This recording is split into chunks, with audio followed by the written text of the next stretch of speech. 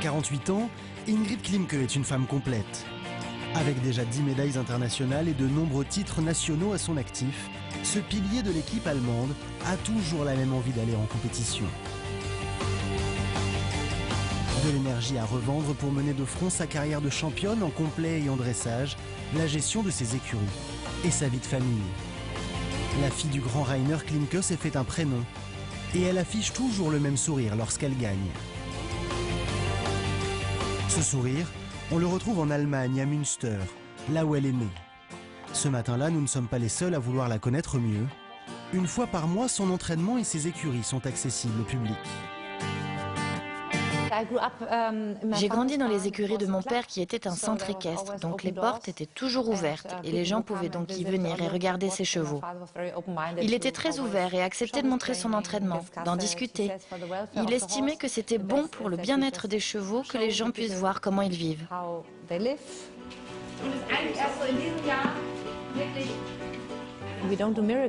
On ne fait pas de miracles. On essaie simplement de faire pas à pas et de manière individuelle avec chaque cheval, de lui expliquer ce qu'on attend de lui et on montre aux gens les différents types de chevaux. Car si on en a 10, on en aura 10 différents. Des rendez-vous qui s'organisent dans un emploi du temps très serré, Ingrid Klimke vit à 100 à l'heure pour ne rien rater.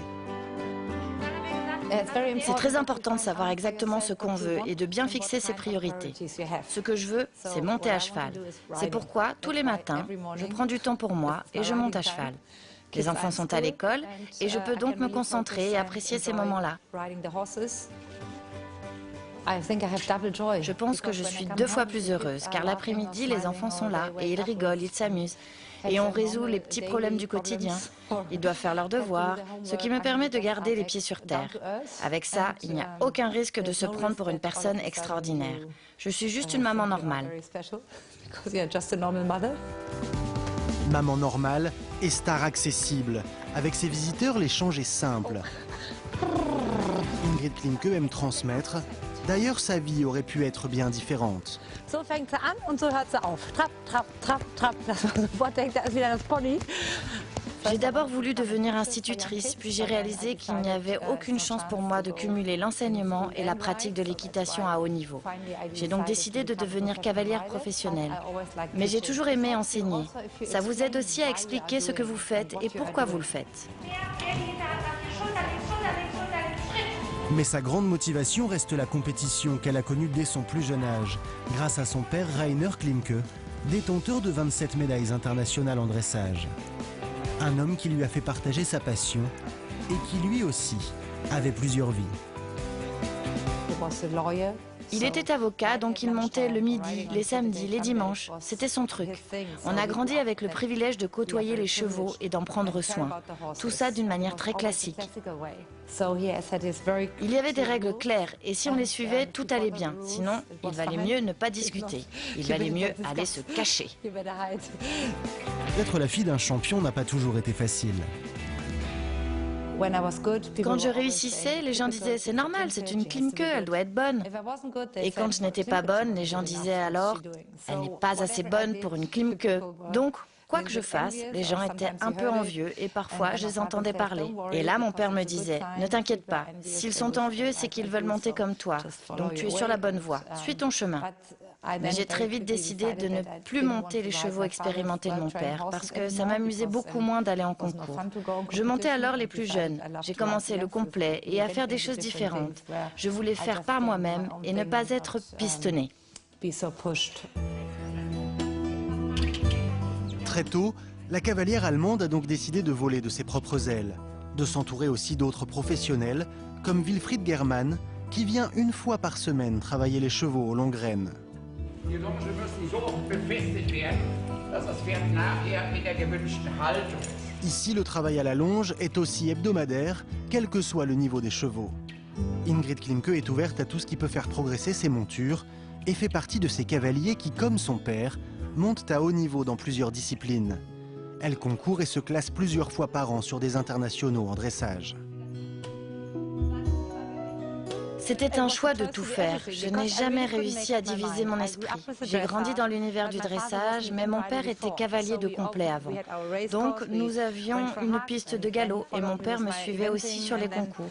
Donc, en dressage, quand je sens que j'ai un bon cheval ou un cheval que j'ai construit, j'aime toujours monter en Grand Prix. Mais les gens m'ont toujours dit qu'il faudrait que je choisisse un jour. Je n'ai jamais choisi en 20 ans. Pourquoi devrais-je commencer à choisir maintenant? Et attention, voici la leader du classement, l'allemande Ingrid Klimke. Mais c'est en concours complet que la cavalière a trouvé sa place au sein de l'équipe nationale. Elle qui n'a jamais douté dans une boîte de départ sur le cross. Si j'avais eu peur, je n'aurais jamais fait ça. Bien sûr, la vie est dangereuse, mais c'est aussi dangereux que de monter en voiture ou prendre l'avion. On ne sait jamais ce qui va se passer.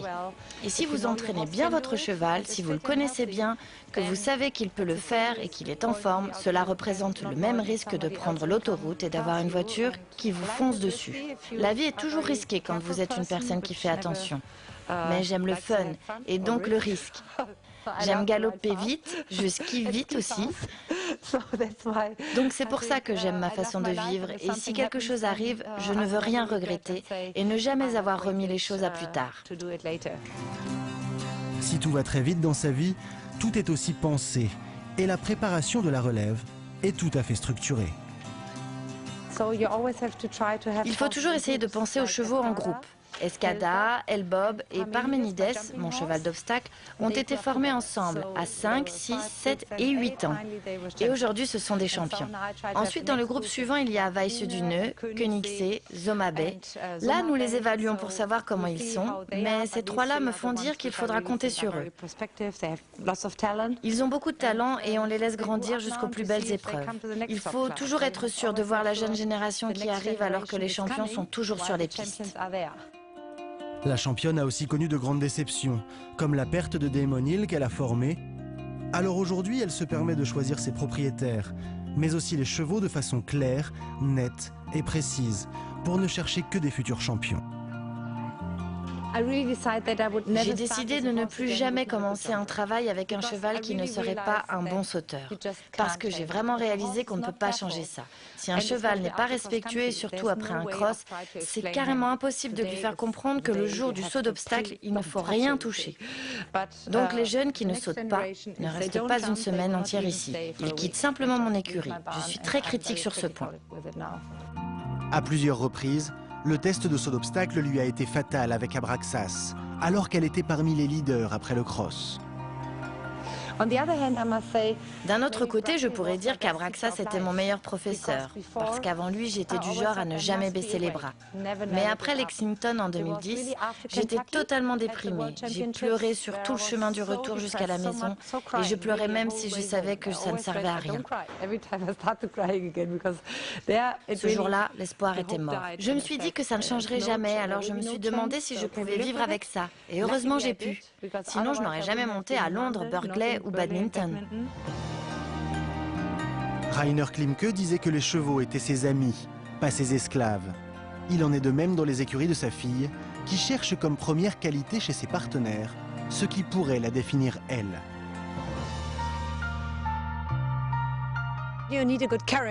Tout d'abord, il faut un bon caractère, parce que pendant des années, ils vont devoir travailler dur et avoir envie de faire les choses. En quelque sorte, il faut qu'ils soient toujours prêts pour une nouvelle aventure. Ensuite, il faut la qualité. En complet, il faut un cheval avec une bonne poussée et qui saute, mais aussi qui galope. Pour le dressage du complet, il n'y a pas de contre-indication. On peut construire un cheval pour dérouler une reprise très correcte. Et j'aime toujours les pur sang parce que les chevaux ont toujours besoin de galoper vite et d'avoir de l'énergie. Surtout avec les éléments plus techniques d'un parcours où il faut reprendre sur un galop de concours hippique, puis repartir. S'ils n'ont pas cette énergie pour le faire, ils seront des chevaux de CIC et jamais de CCI. Et que ce soit en concours complet ou en dressage, sa méthode, c'est d'emmener elle-même des chevaux jusqu'au plus haut niveau. C'est ce que j'aime faire le plus avec les chevaux, car comme ça, vous les connaissez vraiment bien. Ils sont marqués de votre empreinte. Ils connaissent votre système. Et il n'y a pas de désaccord entre eux et moi, car ils savent ce que j'attends et comment ils doivent se comporter par rapport à ce que je fais ou ce que je leur demande. Si vous récupérez un cheval plus âgé et qu'il a des problèmes, il faut alors passer son temps à régler les problèmes. Et si vous avez un cheval de dressage déjà prêt avec les mouvements du Grand Prix, alors ce n'est pas très difficile de monter le Grand Prix, car il suffit de pousser quelques boutons avec les bonnes aides et vous y parvenez. Donc être à la remise des prix alors que c'est un autre qui le mérite, ce n'est pas ce que je préfère. Si Bob ou Escada auront sûrement rejoint Abraxas à la retraite dans 4 ans, Ingrid Klimke s'attelle déjà à préparer les plus jeunes, car elle s'est fixé des objectifs.